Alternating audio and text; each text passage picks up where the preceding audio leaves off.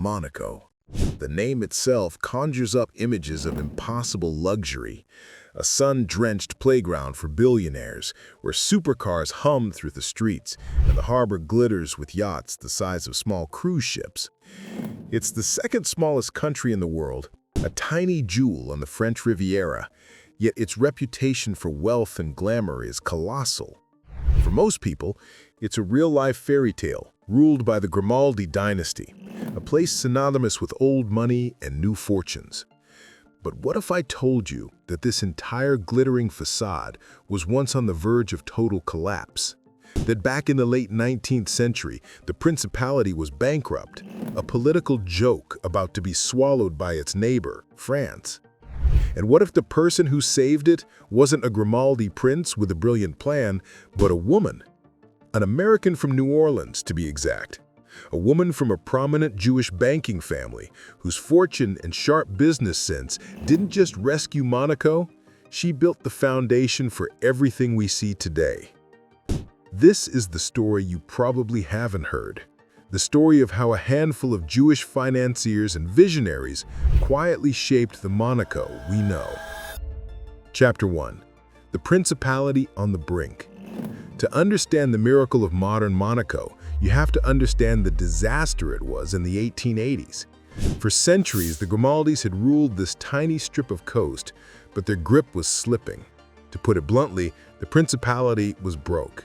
Its main source of income was the now legendary Monte Carlo casino opened by Prince Charles III. But a nation can't survive on gambling alone. The casino, while a draw, made Monaco a pariah in respectable European society. It was seen as a gaudy, morally dubious place where aristocrats lost their fortunes and scandals were born. It simply wasn't a stable economic model. Revenue was unpredictable, and the reputation it created was toxic. Monaco had no real industry, no major trade, and no agriculture. It was a beautiful prison clinging to a rock, with France looming next door, growing tired of this financially unstable microstate.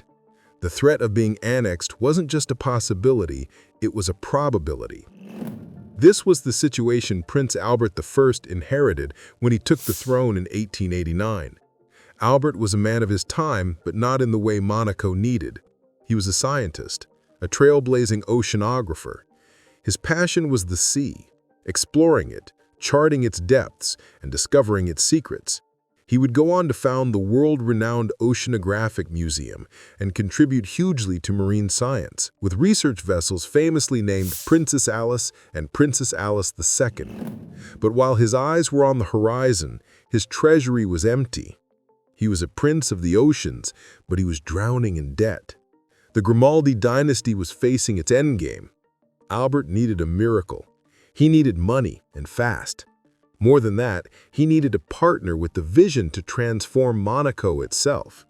He wouldn't find her in Europe's royal courts. He found her in the salons of Paris, but her story began thousands of miles away in the vibrant streets of New Orleans. Chapter 2. The American Heiress.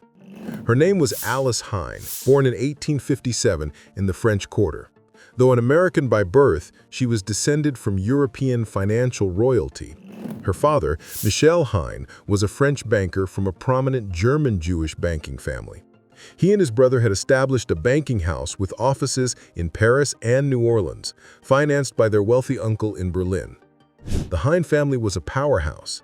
They were transatlantic financiers who moved in the highest circles of power. In Paris, they were so influential they helped finance France's war against Prussia. They were friends with Emperor Napoleon III and Empress Eugenie, who were even Alice's godparents. The family was related to the famed German Jewish poet Heinrich Heine, and one relative was so wealthy he was known as the Rothschild of Hamburg. This was the world Alice was born into: immense wealth, political connections, and a deep, intuitive understanding of money. When the American Civil War broke out, the Hine family moved permanently to France, where their influence only grew. As a young woman, Alice was a sensation in Parisian society. Beautiful and possessing a charming Southern accent she never lost, she was both an exotic American and a sophisticated European. At just 17, she made a brilliant match, marrying the 7th Duke of Richelieu, a man from one of France's most storied noble families.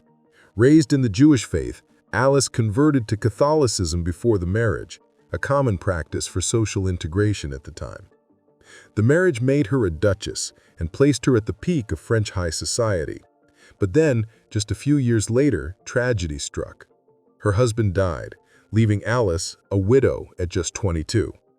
But she was now an extraordinarily wealthy widow, with her husband's fortune added to her own. She became one of the most celebrated hostesses in Paris, her salon a gathering place for artists, intellectuals, and aristocrats. In 1879, on the island of Madeira, her destiny changed forever. There she met Prince Albert of Monaco. At the time, he was still in an unhappy, dissolving marriage. But the spark between the scientist prince and the brilliant American duchess was immediate. They were intellectual equals, both worldly and forward-thinking. However, Albert's father, the deeply conservative Prince Charles III, was appalled. He objected to Alice's commoner American roots and, despite her conversion, her Jewish ancestry. He forbade them to marry. For years, Albert and Alice maintained their relationship. Then in 1889, Prince Charles III died. Albert ascended to the throne of his nearly bankrupt nation. Just 7 weeks later, he married Alice Hine. She was one of the first American women to marry a reigning European sovereign, and with her, she brought more than just a title. She brought a lifeline. Chapter 3. A Royal Bargain. The marriage of Prince Albert I and Princess Alice was much more than a love story. It was the biggest business deal in Monaco's history. Alice arrived with an enormous dowry, reported to be as much as $6 million. It's hard to calculate a precise modern equivalent, but it would easily be worth hundreds of millions today. For a nation on the brink of insolvency, this was a staggering infusion of cash. It was like a corporate bailout for an entire country. The debts that had been strangling Monaco were settled. The immediate threat of financial collapse vanished overnight. Prince Albert suddenly had the resources to not only run his government, but to invest in its future. The people of Monaco welcomed their new princess with open arms. She wasn't just a beautiful face, she was their salvation. But Alice was more than just a checkbook. She was a product of the Hine banking dynasty and had a sharp business mind. She knew the dowry was a patch, not a long-term solution. A country, like a business, needed sustainable, diverse sources of revenue. Relying solely on the casino was a fool's game that had already tarnished the nation's reputation. Alice saw what her husband, the scientist, may not have. Monaco's greatest asset wasn't its casino, but its location, its beauty, and its potential for exclusivity. She understood the psychology of the ultra-wealthy because she was one of them. They weren't just drawn to gambling, they were drawn to culture, art, and prestige. So Princess Alice set out to rebrand an entire nation. She would use her own fortune and impeccable taste to transform Monaco from a flashy gambling den into a world-renowned cultural capital. It was a vision that would take millions, powerful connections, and an iron will. Alice had all three. Her money had saved the kingdom. Her vision would now redefine it. Chapter 4. The Princess's Vision. With Monaco's finances stable, Princess Alice began her great project, the cultural reinvention of the principality. This was a woman who hosted Marcel Proust in her salon. She wasn't about to preside over a cultural wasteland. Her first and most transformative move was to focus on the arts. She took the struggling Monte Carlo opera and decided to make it one of the world's premier stages. Using her personal funds and connections, she attracted the most celebrated talent of the era, bringing in the brilliant impresario Raoul Gunzburg to direct it. Most famously, Princess Alice's patronage turned Monaco into a cultural hotspot, making it the perfect stage for the legendary Ballet Russes. Headed by the genius Sergei Diaghilev, the Ballet Russes was the most exciting and innovative dance company in the world. Its arrival in Monaco was a seismic cultural event that cemented the principality's reputation not just as a place of wealth, but as a center for the avant-garde. Alice's work didn't stop there. She established art exhibitions and promoted theater, deliberately building a new identity for Monaco layer by layer.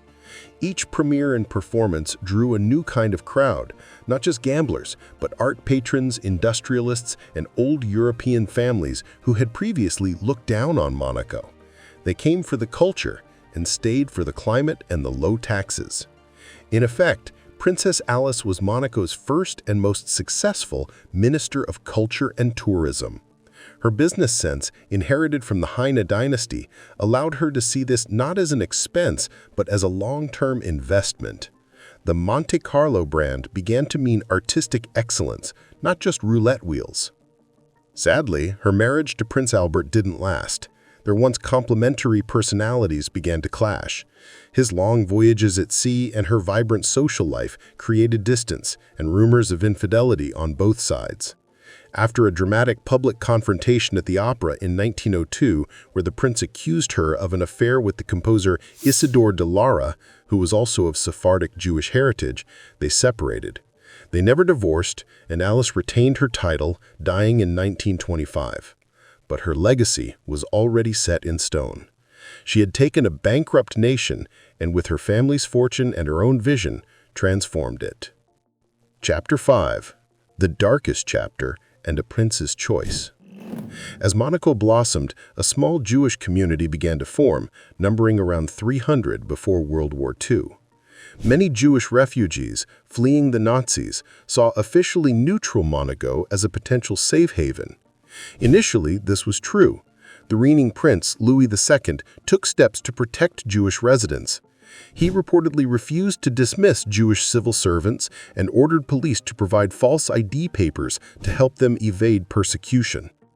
Some sources even credit him with personally protecting the prominent banker Edouard de Rothschild from deportation. But neutrality on the doorstep of Nazi-occupied France was a fragile shield. When Monaco was eventually occupied by Italian and then German forces, that shield shattered. On the night of August 27–28, 1942, Monegasque authorities, acting on the demands of the Vichy government in France, rounded up dozens of Jews. In total, about 90 people were deported from Monaco or were residents deported from France during the war. Of those 90, only 9 survived. For decades, this dark chapter remained a painful, unspoken part of Monaco's history. It wasn't until 2015 that Monaco fully confronted this past. In a deeply moving gesture, Prince Albert II, the great-grandson of Prince Albert I, formally apologized for Monaco's role in the deportation of Jews during the Holocaust. Standing before Jewish community leaders, he unveiled a monument carved with the names of the deported. We committed the irreparable in handing over women, men, and a child who had taken refuge with us to escape the persecutions they had suffered in France. We did not protect them. It was our responsibility. To say this today is to recognize a fact.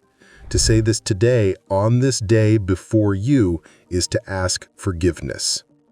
The apology was a landmark moment, a profound act of national reckoning that was essential for understanding the vibrant Jewish community that would flourish in Monaco after the war. Chapter 6. The Post-War Renaissance. After the war, Monaco's Jewish community began to grow and transform. In 1948, the Association Culturelle Israélite de Monaco was founded, giving the community its first official organization, a synagogue, and a Hebrew school. The real growth, however, came in the following decades. Jewish retirees from Britain and France were drawn by the climate and tax laws, but a major influx came from Sephardic Jews, many leaving North African and Middle Eastern countries. This created a uniquely diverse community, a mix of Ashkenazi and Sephardic traditions. With this new wave came new capital and influence, echoing the era of Princess Alice. Prominent Jewish banking families, most notably the Safras, became instrumental in growing Monaco's modern financial sector. The Safra family, a global banking dynasty with Syrian Jewish roots, became major benefactors. Their impact is most visible in the magnificent Edmund J. Safra Synagogue, inaugurated in 2017 with Prince Albert II in attendance. The Safra family donated over $10 million for its construction, and the building has been called an engine for communal growth. Today, Monaco's Jewish community is thriving. Estimates of its size vary, but it's thought to be between 1,000 and 2,000 people.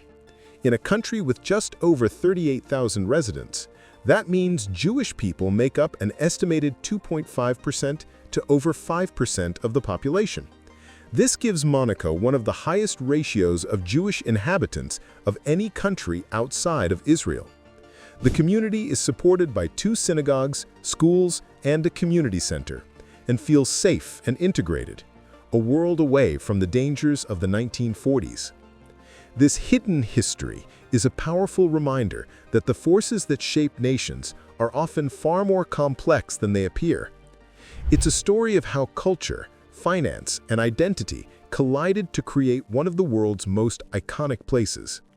If you find these untold stories, these deep dives into the secret histories that shape our world as fascinating as I do, make sure to subscribe and hit that notification bell. You won't want to miss what we uncover next. So, the next time you see the glamorous shots of the Monaco Grand Prix or the glittering Casino de Monte Carlo, remember the hidden foundation upon which all that glamour rests. The story of modern Monaco isn't just about the Grimaldi family. It's the story of a bankrupt principality saved by a fortune from a Jewish banking heiress from New Orleans. It's the story of her vision, which transformed a gambling den into a cultural capital. It's the story of a community that sought refuge, faced betrayal during Europe's darkest hour, and received a heartfelt apology from a prince willing to confront his nation's past. And it's the story of a post-war renaissance fueled by Jewish entrepreneurs and philanthropists who helped build the modern financial sector that thrives to this day. The greatest secrets are often the ones hidden in plain sight. And the secret of Monaco is that its modern identity, its wealth, its culture, its very survival was shaped profoundly by these remarkable Jewish families.